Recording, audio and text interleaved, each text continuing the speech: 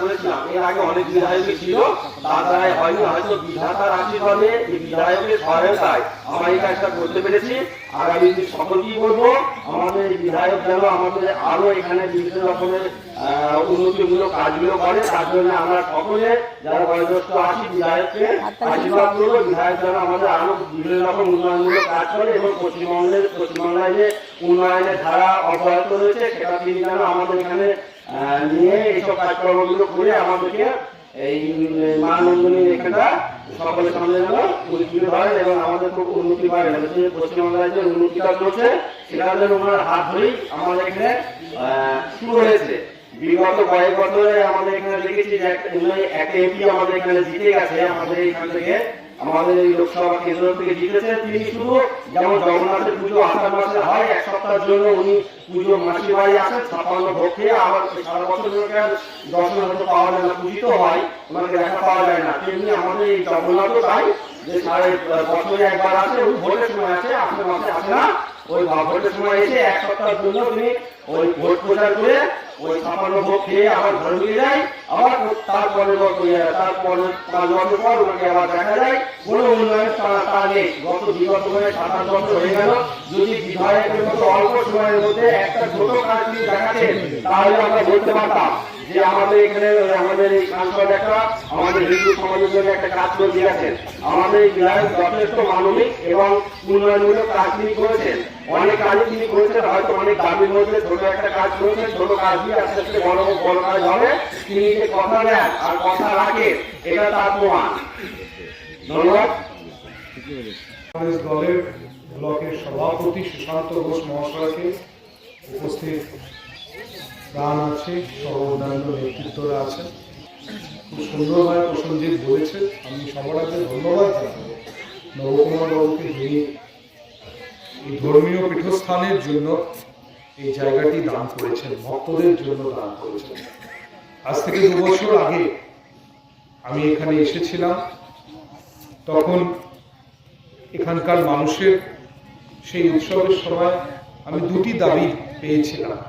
একটি দাবি যে এখানে ওঠার একটি সুন্দর সিঁড়ি যদি করা যায় তাহলে খুব ভালো হতো, ভক্তরা সিঁড়ি দিয়ে উঠে নিশ্চিন্তভাবে মায়ের চরণতলে মাটি দিতে পারত। তারপরে আমি চেষ্টা করি 1 বছর ধরে যদি এখানে সিঁড়ি করা যায়, কিন্তু আপনারা জানেন এই জমির সঠিক কাগজপত্র আমরা সেভাবে সরকারি খাতায় পাইনি। তখন আমি সিদ্ধান্ত নিই যে ভক্তরা যখন আসেন, স্নান করেন, আমার মায়েরা এসে স্নান করেন, তাহলে তাদের পোশাক পরিবর্তনের জন্য জায়গার দরকার। তখন সিদ্ধান্ত আমি নিই যে এখানে একটি শৌচাগার নির্মাণ করার দরকার আছে। সেই মতো এখানে শৌচাগার নির্মাণ করা হয় এবং আজকে তার শুভ উদ্বোধন হবে। কিন্তু এই কাজটা যখন চলছে তখনও আমি থেমে থাকিনি, কারণ মমতা বন্দ্যোপাধ্যায় সবসময় আমাদের শিক্ষা দিয়েছেন যে মানুষের পাশে থেকে মানুষের উন্নয়ন করতে হবে। এবং বাপ্পা মানুষের পাশে থেকে সবসময় আমাদেরকে উন্নয়ন করতে হবে, এই শিক্ষা মমতা বন্দ্যোপাধ্যায় আমাদের দিয়েছেন। তাই আমি এই কদিনের মধ্যে একটি ব্যবস্থা হয়েছে যাতে এখানকার এই জমির সমস্যাকে আমরা কাটিয়ে উঠে এখানেও কাজ করতে পারি। আগামী দিনে আমি কথা দিয়ে যাচ্ছি, যদি শান্তিপুরে তৃণমূল কংগ্রেস জেতে এবং যদি আপনারা আমাকে আশীর্বাদ করেন তাহলে নিশ্চিতভাবে আগামী বছর, এবছর বৈশাখ মাসের সময় তো ভোট চলবে, হয়তো পারবো না, কিন্তু আগামী বছর বৈশাখ মাসের আগে এখানে সুন্দর একটি সিঁড়ি নির্মাণ হবে এবং একটি চাতাল নির্মাণ হবে এবং আপনাদের আলোর ব্যবস্থাও এখানে আমি করে দিয়ে যাবো। এতজনের সামনে কথা দিয়ে গেলাম, কথা কিন্তু রাখবো। এই বৈশাখ মাসে পারবো না, কারণ তখন ভোট থাকবে।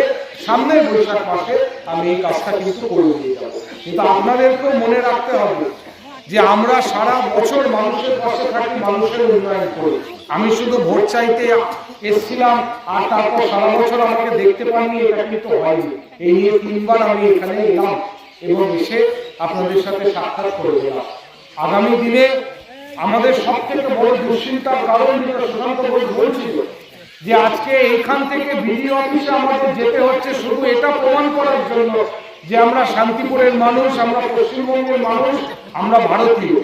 এসআইআরে আমাদেরকে নিজেদেরকে জানাতে হচ্ছে যে আমরা এখানকার ভোটার, অথচ আপনারাই 24 সালে ভোট দিয়েছেন, 21 সালে ভোট দিয়েছেন, পঞ্চায়েতে ভোট দিয়েছেন, তারপরেও আজকে আপনাদের প্রমাণ করতে হচ্ছে যে আপনারা এখানকার বৈধ ভোটার, আপনারা এখানকার বাসিন্দা। এই যে অবহেলা, এই যে তাচ্ছিল্য, এত ভোটে শান্তিপুর থেকে সাংসদ জেতার পরেও নির্বাচন কমিশনের কাছে দরবার করছে যে ভোটার তালিকা সংশোধন করা হোক, তার একটাই কারণ যাতে মানুষদের হেনস্থা করা যায়, মানুষদেরকে যেভাবেই হোক হেনস্থা করতে হবে। আজকে বাংলাদেশের কথা এখানে সুরঙ্গদা বলছিলেন, এই ভারতীয় জনতা পার্টি দলটা সর্বত্র বাঙালিদের তাদের নেতারা অপমান করছে।